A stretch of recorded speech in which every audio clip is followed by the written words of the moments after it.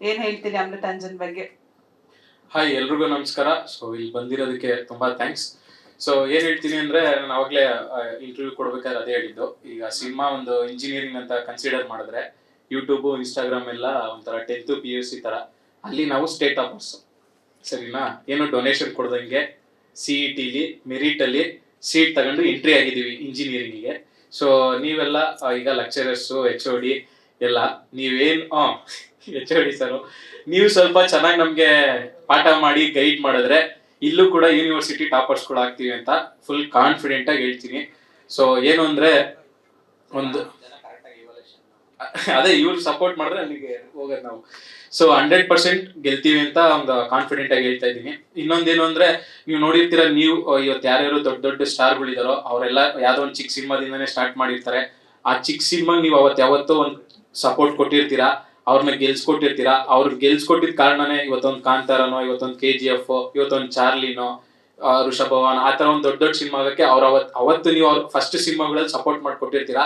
ನಾವು ಆ ತರ ಆಲೋಚನೆಗಳನ್ನ ಇಟ್ಕೊಂಡು ಸಿನಿಮಾ ಇಂಡಸ್ಟ್ರಿಗೆ ಬಂದಿರೋದು. ಸೊ ಇವತ್ತು ನೀವೇನೋ ಒಂದು ಚಿಕ್ಕದಾಗ ಸಪೋರ್ಟ್ ಮಾಡಿ ನಮ್ಮನ್ನ ಉಳಿಸ್ಕೊಡಿ ಅಂತ ಕೇಳ್ತಾ ಇರೋದು. ಇಂಡಸ್ಟ್ರಿ ಉಳಿಯಂಗ್ ಮಾಡಿ. ಸಿನಿಮಾ ಅಂತೂ ಇದು ಇಲ್ಲಿ ನಮ್ಮ ಪೊಟೆನ್ಶಿಯಲ್ ಇದೊಂದು ಸಿನಿಮಾ ಅಲ್ಲ, ಇನ್ನ ತುಂಬಾ ಆಸೆಗಳು ಇಟ್ಕೊಂಡು ಸಿನಿಮಾ ಬಗ್ಗೆ ಬಂದಿರೋದು. ನಾನಾಗ್ಲಿ, ಗೌರವ್ ಆಗ್ಲಿ, ಕಾರ್ತಿಕ್ ಆಗ್ಲಿ, ಪಾಯಲ್ ಆಗ್ಲಿ, ಏನೋ ಶೋಕಿಗೋ ಟೈಮ್ ಪಾಸ್ಗೋ ಒಂದಷ್ಟು ದುಡ್ಡು ಮಾಡ್ಕೊಂಡು ಇಲ್ಲಿಂದ ಅದಕ್ಕೆ ಬಂದಿಲ್ಲ ಸರ್. ಸಿನಿಮಾಗೋಸ್ಕರನೇ ಬಂದಿರೋದು. ಈ ಯೂಟ್ಯೂಬ್ ಆಗ್ಲಿ, ಇನ್ಸ್ಟಾಗ್ರಾಮ್ ಆಗ್ಲಿ, ಇದೆಲ್ಲ ಬದುಕೋದಕ್ಕೆ ನಮ್ ಸರ್ವೈವಲೆನ್ಸ್. ನಾವೆಲ್ಲ ಬಡವ್ರ ಮನೆ ಮಕ್ಳು ಎಲ್ರು, ಯಾರು ನಾವೇನ್ ರಿಚ್ ಕಿಡ್ಸ್ ಅಲ್ಲ, ಬಟ್ ನಾವು ಬದುಕ್ಬೇಕಲ್ಲ, ಅದಕ್ಕೋಸ್ಕರ ಯೂಟ್ಯೂಬ್, ಇನ್ಸ್ಟಾಗ್ರಾಮ್ ಎಲ್ಲ ಮಾಡ್ತಾ ಇರೋದು. ನಮ್ಮ ಫುಲ್ ಪ್ಯಾಷನ್ ಇರೋದು ಸಿನಿಮಾ ಮೇಕಿಂಗ್ ಬಗ್ಗೆ. ಸೊ ನೀವು ಸಪೋರ್ಟ್ ಮಾಡಿ ಒಂದೇ ಒಂದು ಚಿಕ್ಕ ಸಕ್ಸಸ್ ಇಲ್ಲಿ ನಮಗೆ ಕೊಡ್ಸಿದ್ರೆ ಇನ್ನೂ ಒಳ್ಳೊಳ್ಳೆ ರೀತಿ ಸಿನಿಮಾಗಳನ್ನ ಮಾಡ್ತೀವಿ ಅಂತ ಹೇಳ್ತೀನಿ.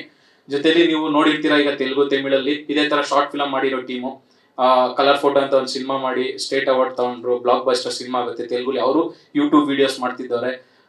ಪ್ರದೀಪ್ ರಂಗನಾಥನ್ ತಮಿಳಲ್ಲಿ ಯೂಟ್ಯೂಬ್ ಶಾರ್ಟ್ ಫಿಲಮ್ ಮಾಡ್ತಿದ್ದವ್ರೆ. ಅವರು ಕೂಡ ಸೊ ಇವತ್ತು ನೀವೇ ನೋಡಿದರೆ ಎಷ್ಟು ದೊಡ್ಡ ಸ್ಟಾರ್ ಅಂತ. ಸೊ ನಾವು ಕೂಡ ಕನ್ನಡದಲ್ಲಿ ಅದೇ ಸಪೋರ್ಟ್ ನ ನಿಮ್ಮಿಂದ ಎಕ್ಸ್ಪೆಕ್ಟ್ ಮಾಡ್ತಾ ಇದ್ದೀವಿ. ಒಂದೇ ಒಂದು ಆ ಒಂದು ಸಪೋರ್ಟ್ ಮಾಡಿದ್ರೆ ನಾವು ಕೂಡ ರೀಚ್ ಆಗ್ತೀವಿ ಅಂತ. ಇನ್ನೊಂದೇನು ಅಂದ್ರೆ, ನನ್ ಪರ್ಸನಲ್ ಅಂದ್ರೆ ಸಿನಿಮಾಗ್ ರಿಲೇಟೆಡ್ ಅಲ್ಲ ಇದು. ನನ್ ಏನೋ ಒಂದು ಚಿಕ್ಕ ಕಾಂಟ್ರವರ್ಸಿ ಆಗಿತ್ತು, ಅದು ನಿಮ್ಮೆಲ್ರಿಗೂ ಗೊತ್ತು. ಅದು ನಾನು ಮಾಡಿರೋ ತಪ್ಪು ಸರಿನಾ ಅಂತ ನಾನು ಆರ್ಗ್ಯುಮೆಂಟ್ಸೇ ಮಾಡ್ತಿಲ್ಲ. ಫಸ್ಟ್ ಡೇ ಇಂದನೂ ನಾನು ಅದ್ರ ಬಗ್ಗೆ ಸಾರಿ ಕೇಳ್ತಾನೆ ಇದ್ದೀನಿ. ಆದ್ರೂ ಕೂಡ ಅದನ್ನ ಏನು ಕಂಟಿನ್ಯೂ ಮಾಡ್ತಾ ಇದಾರೆ ಅಂತ ನಂಗೆ ಗೊತ್ತಿಲ್ಲ. ಲಾಸ್ಟ್ ಪ್ರೆಸ್ ಮೀಟ್ ಆದಾಗ್ಲೂ ಕೂಡ ಒಂದು ವಿಡಿಯೋನ ಒಂದು ಚಾನಲ್ ಅಲ್ಲಿ, ರೆಪ್ಯೂಟೆಡ್ ಚಾನಲ್, ಜಸ್ಟ್ ಹಾಕಿದ್ದು 2 ಮಿನಿಟ್ಸ್ ಅಲ್ಲಿ ಹಾಕಿ ಅಪ್ಲೋಡ್ ಆಗಿದೆ ನನಗೆ ಲಿಂಕ್ ಬಂದಾಗ. ಸೊ ವ್ಯೂಸ್ ಹೋಗಿರೋದು 200-300 ಜನ ನೆಗೆಟಿವ್ ಕಮೆಂಟ್ಸ್ ಮಾಡಿದ್ದಾರೆ. ಸುಧಾಕರ್, ಇವನ್ ಸಿನಿಮಾ ಬರ್ಲಿ, ಸೋಳೆ ಮಗನ್ ಸಿನಿಮಾ ಬರ್ಲಿ, ಅವ್ನ ಅಮ್ಮನ ಇವ್ನು ಬರ್ಲಿ, ಇವ್ನು ಹೆಂಗ್ ಬೆಳಿತಾನೆ ನೋಡ್ತೀವಿ ನಾವು ಅಂತ. ಸೊ ನನ್ಗೆ ಒಂದು ಅರ್ಥ ಆಗಿದ್ದೇನೆ ಅಂದ್ರೆ, ಅದು ಪೇಯ್ಡ್ ಮಾರ್ಕೆಟಿಂಗ್ ಮಾಡ್ಸಿರೋದು. ಯಾರು ಆಪೋಸಿಟ್ ಇವರು ಮಾರ್ಕೆಟಿಂಗ್ ಮಾಡ್ಸಿರೋದು 100%. 300 ವ್ಯೂ ಹೋಗಿದ್ರೆ 300 ಕಮೆಂಟ್ ಬೀಳುತ್ತಾ ಸರ್? ನಾನು 5 ವರ್ಷದಿಂದ ಸೋಷಿಯಲ್ ಮೀಡಿಯಾದಲ್ಲಿ ಇರೋ, ಎಷ್ಟು ವ್ಯೂಸ್ಗೆ ಎಷ್ಟು ಲೈಕ್ಸ್ ಬರುತ್ತೆ, ಎಷ್ಟು ಕಮೆಂಟ್ಸ್ ಬರುತ್ತೆ, ಆರ್ಗ್ಯಾನಿಕ್ ಆಗಿ ಬಂದ್ರೆ ಎಷ್ಟು ಬರುತ್ತೆ ಅಂತ ಗೊತ್ತಿರೋದು. ಸೊ ಯಾವ ಚಾನಲ್ ಅವ್ರು ಹಾಕ್ಸಿದಾರಲ್ಲ, ಅವರು ಮುಂಚೆನೆ ಆ ಟೀಮ್ ಅವ್ರಿಗೆ ಹೇಳಿ, ಇವಾಗ ನಾವು ಸುಧಾಕರ್ ವಿಡಿಯೋನ ನಿಮ್ ಬಗ್ಗೆ ಕೇಳಿರೋ ಒಂದು ಕ್ಲಿಪ್ಪಿಂಗ್ಸ್ ನ ಅಪ್ಲೋಡ್ ಮಾಡಿಸ್ತಾ ಇದ್ದೀವಿ. ಸೊ ನೀವು ಅದ್ರ ಅಂತ ಹೇಳಿ ಅವ್ರ ಟೀಮ್ ಅವ್ರಿಗೆ ಕೊಟ್ಟು ನೆಗೆಟಿವ್ ಮಾರ್ಕೆಟಿಂಗ್ ಮಾಡಿಸಿ 200-300 ಕಮೆಂಟ್ 2 ನಿಮಿಷದಲ್ಲಿ ಬೀಳುತ್ತಾ ಸರ್? ಗೌರವ್ದು ವಿಡಿಯೋ ಹಾಕಿದ್ದಾರೆ, ಪಾಯಲ್ದು ವಿಡಿಯೋ ಹಾಕಿದ್ದಾರೆ, ಬರೀ 200-300 ವ್ಯೂಸ್ ಆಗಿದೆ, ಒಂದು ಲೈಕು ಇಲ್ಲ, ಒಂದು ಕಮೆಂಟು ಇಲ್ಲ. ಸುಧಾಕರ್ ವಿಡಿಯೋ ಮಾತ್ರ ಅದೇ 200 ವ್ಯೂಗೆ 250-300 ಕಮೆಂಟ್ ಹೆಂಗ್ ಬಿದ್ಬಿಡುತ್ತೆ? ಆರ್ಗ್ಯಾನಿಕ್ ಆಗಿ ಆದ್ರೆ ಬೀಳುತ್ತೆ ಸರ್? 300 ಜನ ಕಾಯ್ಕೊಂಡ್ ಕೂತಿರ್ತಾರ, ಸುಧಾಕರ್ದು ಯಾವ್ದೋ ಒಂದು XYZ ಚಾನಲ್ ಅಲ್ಲಿ ವಿಡಿಯೋ ಬರ್ತಾ ಇದೆ, ನಾವು ಟಕ ಅಂತ ಕಮೆಂಟ್ ಹಾಕ್ಬಿಡ್ಬೇಕು? ಹೆಂಗ್ ಬೆಳೆಯುತ್ತೆ ಇಂಡಸ್ಟ್ರಿ ಹೇಳಿ? ನೀವು ಯಾರು ಹೊಸಬ್ರು, ನಿಂಗೆ ನೀವು ಬೇಕು ಅಂತಾನೆ ಮಾಡಿದ್ರೆ, ನಾನು ಸಾರಿ ಕೇಳಿದ್ದೀನಲ್ವಾ, ನಾನು ಮಾಡಿರೋ ಅದು ತಪ್ಪು ಅಂತಾನೆ ಕನ್ಸಿಡರ್ ಮಾಡಿದ್ರೆ, ಅದು ತಪ್ಪು ಸರಿನಾ ಅಂತಾನೆ ನಾನು ವಾದಾಡ್ಬೇಕಂದ್ರೆ ಅದಕ್ಕೆ ಸಪ್ರೇಟ್ ಮಾಡ್ಬೋದು. ಬಟ್ ನಾನು ಮಾಡ್ತಾ ಇಲ್ಲ. ಆಯ್ತು, ನಾನು ಚಿಕ್ಕವನು, ಅವ್ರು ದೊಡ್ಡವರು, ನಾನು ಸಾರಿ ಕೇಳ್ಬಿಟ್ಟಿದೀನಿ. ಎಲ್ಲ ಸ್ಟೇಜಲ್ಲೂ, ಎಲ್ಲ ಇಂಟರ್ವ್ಯೂಯಲ್ಲೂ ಫಸ್ಟ್ ಕ್ವಶನ್ ಅದೇ, ನಾನು ಫಸ್ಟ್ ಕೇಳೋದೇ ಸಾರಿ. ಅದಾದ್ಮೇಲೆ ಯಾಕೆ ಕಂಟಿನ್ಯೂ ಮಾಡ್ತಾ ಇದ್ದೀರಾ? ಒಳ್ಳೆ ಸಿನಿಮಾ ಮಾಡಿದೀವಿ ಸರ್, ಹೇಳ್ತಾ ಇದೀನಲ್ಲ, ತುಂಬಾ ಕಷ್ಟ ಬಿದ್ದು 5 ವರ್ಷ ಶಾರ್ಟ್ ಫಿಲಮ್ ಮಾಡಿ, ಆಮೇಲೆ ನಾವು ಸುಮ್ಮನೆ ಅದೇ ಹೇಳ್ತಿಲ್ವಾ ಸರ್, ಏನು ಕೆಲಸ ಕಾರ್ಯ ಇಲ್ಲದೆ ಬಂದಿರೋದಲ್ಲ. ನಾನು ಒಬ್ಬ ಸ್ಕೂಲ್ ಟಾಪರು, ಕಾಲೇಜ್ ಟಾಪರು, ಇದುವರೆಗೂ ಇಂಜಿನಿಯರಿಂಗ್ ಡಿಗ್ರಿ ಸರ್ಟಿಫಿಕೇಟ್ ಕಲೆಕ್ಟ್ ಮಾಡಿಲ್ಲ. ಯಾಕೆಂದ್ರೆ ಲೈಫಲ್ಲಿ ಸೆಕೆಂಡ್ ಆಪ್ಷನ್ ಇರಬಾರ್ದು ಸಿನಿಮಾ ಬಿಟ್ರೆ ಅಂತ. ಅಷ್ಟು ಆಸೆಗಳು ಇಟ್ಕೊಂಡು ಸಿನಿಮಾಗೆ ಬಂದಿರೋರು.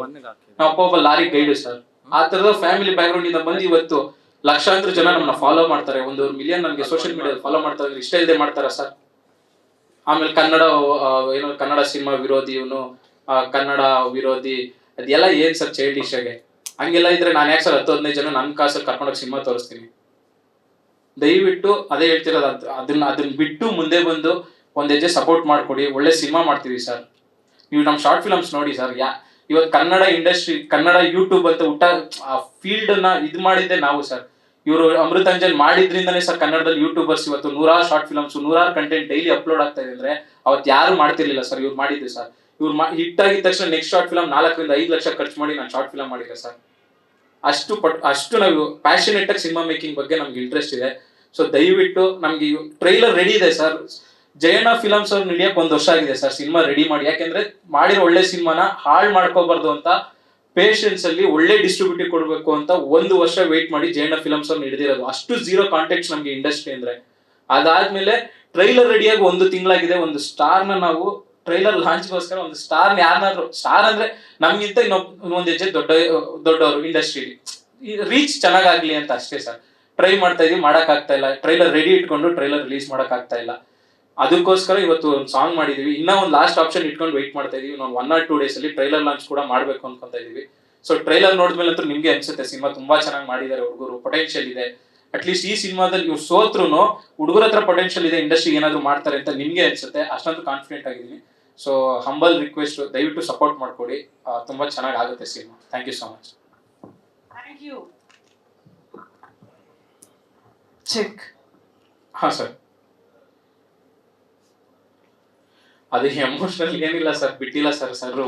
ಅವರು ಮೊದಲೇ ರಿಹರ್ಸಲ್ ಅಲ್ಲಿ ಹೇಳ್ಬಿಟ್ಟಿದ್ರು ನನಗೆ ಮೂಗಲ್ಲೆಲ್ಲ ಗುಣ್ಣೆ. ಅಂದ್ರೆ ರಿಯಲ್ ಆಗಿ ಇವತ್ತು ಯಾರೋ ಒಬ್ಬ ಬಿಕ್ಕಿ ಅಳ್ತಿದ್ದಾಗ ನಿಜವಾಗ್ಲೂ ಅದೆಲ್ಲ ಆಗುತ್ತೆ ಕಣೋ. ಅಂದ್ರೆ ಗೊಣ್ಣೆ ಬರೋದು ಅದೆಲ್ಲ ಒರಿಜಿನಲ್ ಆಗಿ ಆಗುತ್ತೆ. ನನ್ಗೆ ಹಂಗೆ ಬೇಕು ಅಂತ ಆಲ್ಮೋಸ್ಟ್ ಒಂದು 2-3 hours ಶೂಟ್ ಮಾಡಿರೋ ಪೋರ್ಷನ್ಸ್ ಅದು. ನಮ್ಗೆ ಹಿಂಗೆ ಬೇಕು ಅಂತ. ಸೊ ನಿಮ್ಗೆ ಹೇಳಿದಂಗೆ ಎಲ್ಲ ಸೀನ್ಸ್ ರಿಹರ್ಸಲ್ಸ್ ಮಾಡಿದೀವಿ sir. Entire cinema 3 months rehearsals ಮಾಡಿದೀವಿ. ದೊಡ್ಡ ಆರ್ಟಿಸ್ಟ್ ಮಾಡಿದ್ರೆ ನವೀನ್ ಸರ್ ಆ ಥರದವ್ರನ್ನ ಮಾಡಿಲ್ಲ, ಬಟ್ ನಾವೆಲ್ಲ ರಿಹರ್ಸಲ್ಸ್ ಮಾಡಿದ್ವಿ. ಅದೆಲ್ಲ ಹಿಂಗೆ ಮಾಡ್ಬೇಕು ಅಂತ ಪ್ಲಾನ್ಡ್ ಆಗೇ ಮಾಡಿರೋದು ಸರ್. ಸಣ್ಣ ಪುಟ್ಟ ತಪ್ಪುಗಳು 100% ಮಾಡಿರ್ತೀವಿ sir. Out of the world cinema ನಾವೇನು ಮಾಡಿಲ್ಲ.